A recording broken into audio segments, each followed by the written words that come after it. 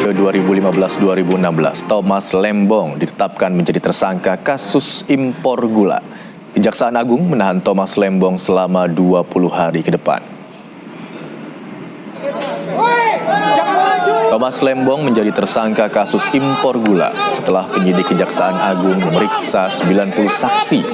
Thomas Lembong diduga memberikan izin impor gula kristal mentah pada PT AP. Padahal yang diperbolehkan impor gula putih adalah BUMN. Bahkan impor gula tersebut tak melalui koordinasi dengan instansi lain. Akibat perbuatannya, negara mengalami kerugian mencapai 400 miliar rupiah.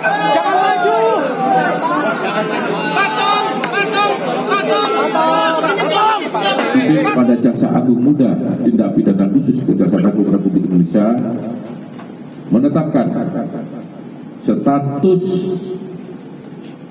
saksi terhadap 2 orang menjadi tersangka karena telah memenuhi alat bukti bahwa yang bersangkutan telah melakukan tindak pidana korupsi. Adapun kedua tersangka tersebut adalah 1. TTL selaku Menteri Perdagangan periode 2015 sampai dengan 2016.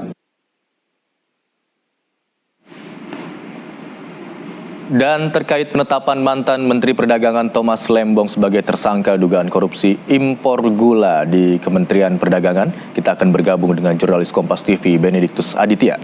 Selamat pagi Bene. Sebenarnya sejak kapan Kejaksaan Agung menyidik perkara ini dan siapa saja serta barang bukti apa saja yang menyertai penahanan Thomas Lembong?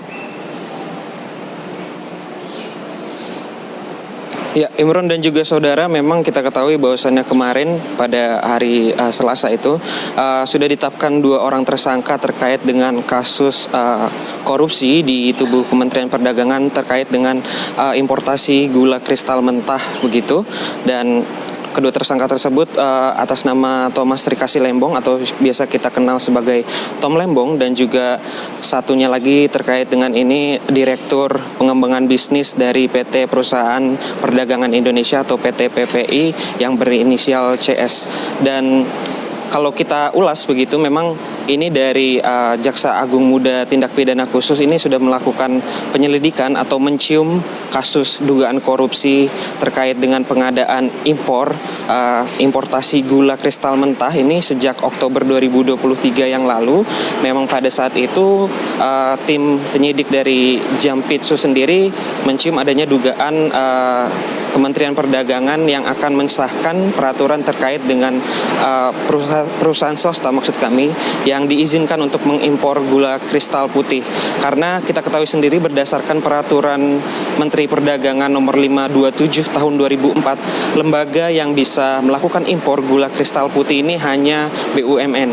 Dan juga selain itu memang Jampitsus sendiri menemukan adanya dugaan impor gula yang melebihi kuota maksud kami. Begitu. Kemudian dari awal kasus mula tersebut lalu diselidiki dan ditemukan bahwasannya Tom Lembong dan juga Direktur Pengembangan Bisnis, maksud kami PT PPI, yaitu yang berinisial CS ini memang terlibat dengan kasus korupsi terkait dengan pengadaan impor gula kristal mentah. Dan kita ketahui sendiri ini jumlah besaran kerugian negara yang dialami terkait kasus ini berkisar 400 miliar. Dan terkait barang bukti, memang kemarin berdasarkan keterangan dari Direktur Penyidikan Jaksa Agung Muda Tindak Pidana Khusus Abdul Kohar menyatakan bahwasannya ini terkait dengan 105.000 ton gula kristal mentah yang diimpor pada tahun 2015.